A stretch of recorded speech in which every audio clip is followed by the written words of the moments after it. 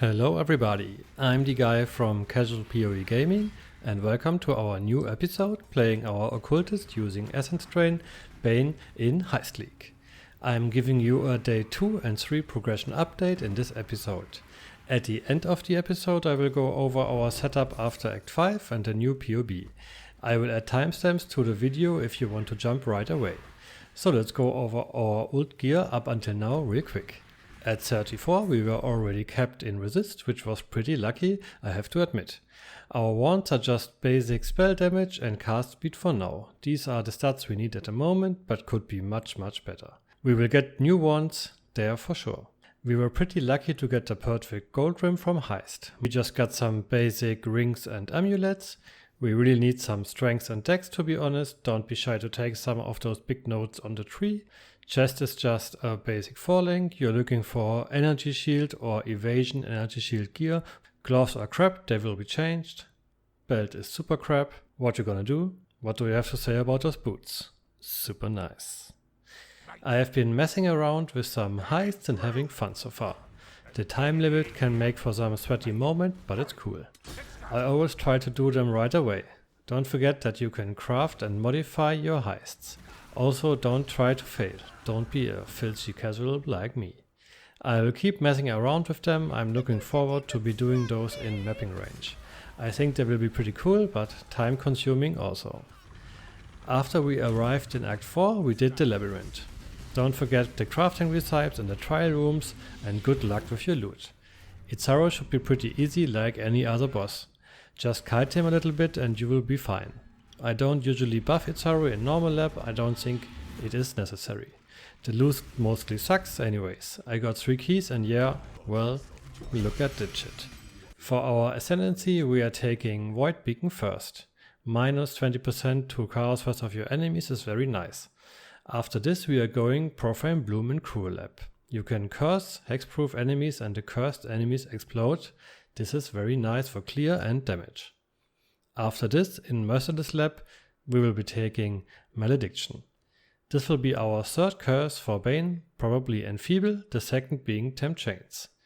Curse effectiveness and more damage rounds up this node. Also cursed enemies deal 10% reduced damage and take 10% more. After this we have 2 options for Uberlab. If we are CI or low life, we are taking Vile Bastion. Energy shield regeneration and most importantly, cannot be stunned. Pretty annoying without it. If we were still using the life tree when we ascend in Uberlab, we will take Withering Presence in the meantime. After the labyrinth, I quickly jump into the delve. You will meet Nico in Act 4 in the mines and the only important thing to get is the crafting recipe in the first Azurite mine. Since we are SSF, we want everything we can get. So we spend our points here and try to get some loots. Tree-wise we are getting the additional curse on the tree next to run Temporal Chains with Blasphemy. This boosts our survivability since we are a little bit low on life. To take care of our mana problems we use Eldritch Battery.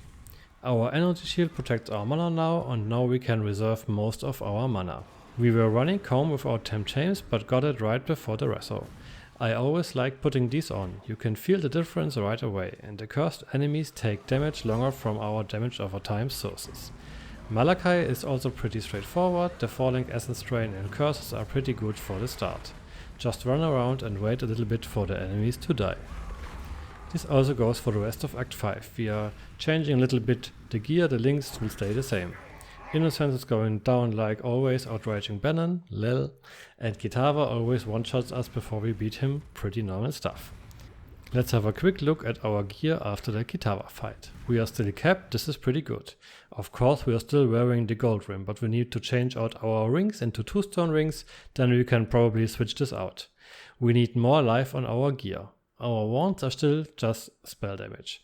Get a little projectile speed here, but yeah, you don't really need this.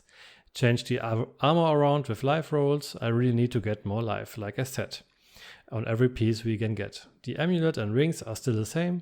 We need dex, that's it. Gloves with res, life and crafted dex. Belt super sucky, looking for a chain belt with double res and life rolls.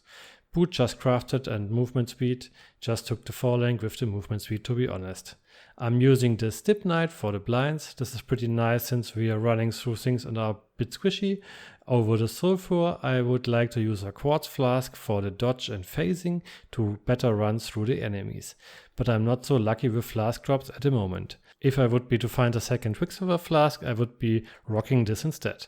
I'm using the instant flask. This is pretty nice. Would recommend getting at least one of those. So let's have a quick look at the new POB. I will link you in every episode a new POB in the description below. In the bottom left you can find an endgame life tree and also CI and low life variation. Like I already mentioned, I took the dual curse setup and Eldritch Battery next and then filled out the life nodes at the Scion. I will be making my way to the shadow area next, getting life and chaos damage basically. If you like watching these progression updates, be sure to hit the like button and consider following the channel. I will keep posting these progressions of the build.